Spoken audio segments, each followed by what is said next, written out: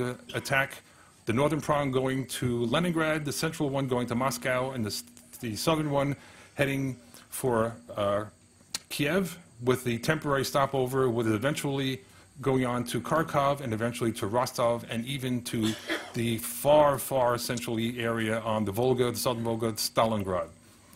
The first summer of the invasion was the good old days of the French campaign. The panzers were unleashed, and the number of prisoners and equipment captured from the Red Army was absolutely stunning. In one operation alone, the encirclement of Kiev, 660,000 Russian prisoners were taken. The operation around Bryansk, 610,000 Russian prisoners were taken. Uncounted numbers of tanks, artillery, ammunition, rifles, pistols, aircraft were destroyed.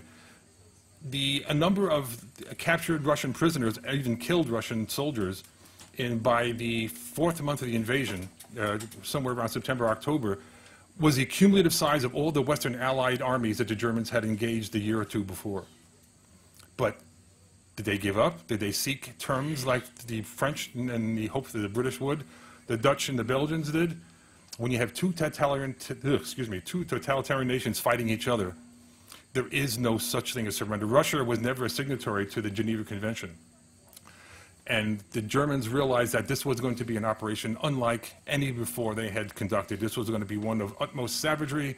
It was one of extermination, because the Russians, like any of the Eastern Slavs, was considered Untermensch, or subhuman, and not fit to be part of the Nouveau Europa, you might say. The Germans were planning for the end days, you might say, of the new German-managed Europe.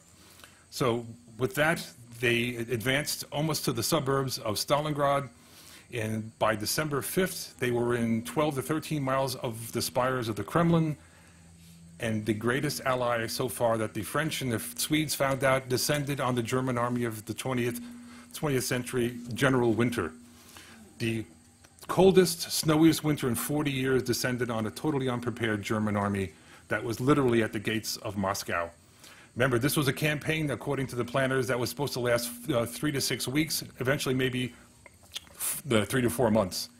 No preparations for winter gear, no antifreeze for the vehicles, no chains for the trucks and vehicles. It was going to all be done by the onset of the Russian winter, and they were totally surprised when, A, the Russians didn't give up, and B, they wound up themselves becoming the very victims that the French and the Swedes had suffered.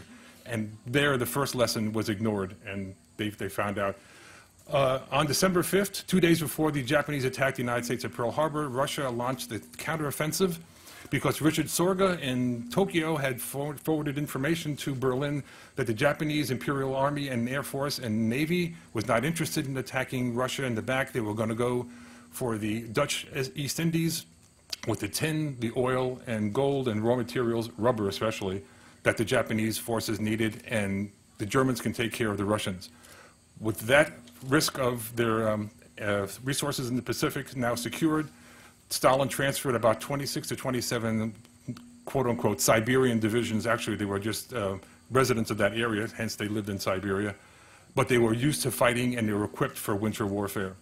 So in November of 1941, those units had arrived on the outsides of Moscow, and the counteroffensive pushed Germany back about 130 to 150 miles, depending on what portion of the frontier you're looking at. And that's as close as Germany was able to get to the gates of Moscow and seizing the Russian capital in 1941.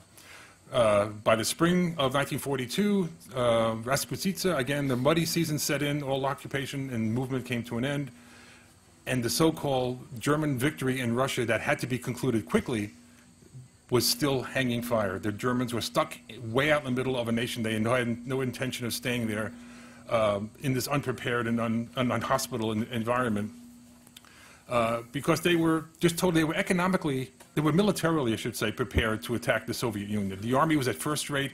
It was at its acme of training and efficiency. What the Germany was not prepared to do with an invasion of Russia was at the economic requirements to occupy and supply and support its military in a nation so large that that's where it was a logistics failure. The German army was constantly short of everything in all 4 of the years in experience in Russia. So by the next year, 1942, to quickly